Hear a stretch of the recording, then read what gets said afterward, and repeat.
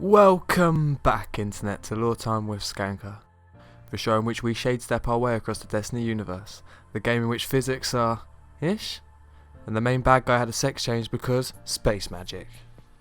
So grab the fruit punch, cultists, because today we will be looking into the bad man himself, Osiris.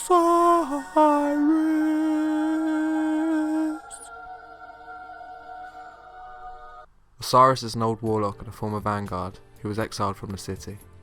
A veteran of the Battle of Six Fronts, Osiris was a well-respected warlock whose performance at the battle was so awe-inspiring it convinced legendary resident badass Saint 14 to recommend him to the Speaker to be the resident vanguard commander. He also served as the Speaker's apprentice for a short time. However, Osiris' desire for the truth about the purpose of the Guardians and the nature of the darkness drove him to madness. Or so they say. He grew interested in Aramkara lore, chased after Xur and the tricks of the Nine, and launched expeditions into the reef and beyond at a time where ships were irreplaceable. This gained him the wrong sort of attention. The Speaker feared he had become obsessed with the Vex, as Toland had with the Hive. He spoke to the Speaker about his own insane prophecies about pits, and dead Hive Kings, and of Crota. The consensus already claimed to have records proving he was a Golden Age experiment, misincarnated as a human by an inept ghost. Osiris was painting himself as a target, and while doing so, splitting Guardians along ideological lines. This eventually turned out to be his greatest crime. The Hunters chose to pursue his visions instead of protecting refugees. The Titans assembled teams to chase a legendary vault of glass instead of striking the fallen, and the Warlocks turned away from the study of the Traveller in favour of his ultimate obsession, learning the exact nature of the darkness. Because of this, and all of the rising that Osiris was gaining, he was exiled by the city. Osiris is the embodiment of every player of Destiny. In the Speaker's own words, "I watched as you grew tired of strike missions and the grueling, unproductive sessions with the Cryptarchs. That's when I took you under my wing.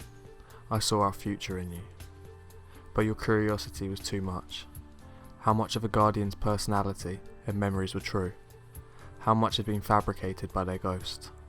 Did Guardians share particular personality traits? A willingness to yield to authority? A tendency to do anything anyone asked for the promise of uncertain rewards? A blind knight, errant mentality? Had the Traveller manufactured all of you as a living weapon? I admit, I found your questions decisive and disloyal, and I feared you may be capable of breaking our unity when the city's position had become so tenuous. Why divert attention away from the Traveller, our only hope?" He watched as we grew tired of running the same strikes, the shit that we had to put up with when it came to the Cryptarch, but also the constant questioning, where is the story? Who are the Nine? Why has Amanda Holiday got more character development than the actual Speaker? The Speaker isn't interested in any of this. He wants to worship his god, his only hope, and anything that questions his held belief is instantly considered to be blasphemous or disloyal. Questions we ourselves have all asked. Just like how the Church back in the day would persecute and exile scientific minds for thinking outside the box, the Speaker here shows the same mentality. They who entered the Speaker's chambers as master and apprentice were bitter rivals when they left. Brother Vance. All we know is that after this encounter, Osiris slipped out of sight, and not much is known of his whereabouts apart from that he has left base camps and relics all around Mercury. This is now the home of his cult. One thing we know for sure though, is that he left his right-hand man behind in his wake, Lance. Lance is blind, not by birth, but by experimenting with the light, seeing how far he could bend it before it broke. That didn't really go too well for him, and he now resides in the reef where he waits for Guardians. "Why do you make me deal with this, Shax? Master, is it a test?" He will even ask you if you were the one that faced Crota. Osiris is not only looking for a good fire team, but one that has entered a Hive realm and returned victorious. The cult of Osiris wants something. Whatever it is, it may be obtained through violence. Osiris' trials are a competition built to identify Guardians who never lose. Unlike Toland the Shattered, Osiris left a network of acolytes and admirers who carry on his work. The cult invites only selected Guardians to their tournament, and only in teams of 3. The cult wants effortless teamwork, inexorable momentum, and something else. Consistency, perhaps that, or maybe luck, or fate. Any fire team that loses 3 matches is ejected from this tournament. We don't know what he's preparing for, and who he will need to complete his goals, but he is out there, watching from the sidelines.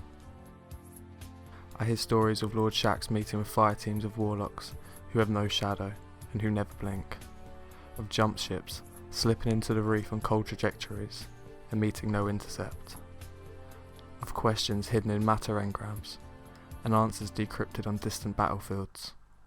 Perhaps you are still out there, and if this reaches you, I would very much like to speak to you, to hear your theories in your own words. Perhaps what drives a warlock to madness is truth. This letter was from the speaker. Maybe it wasn't madness that drove him away. Maybe everything he spoke of, from his predictions of Crota to his theories on the Traveller, weren't false at all, and maybe some of them have yet to play out. That or maybe he was too close to finding the truth. Don't you find it strange that the one called the speaker rarely has anything useful to say? And this quote from Lance.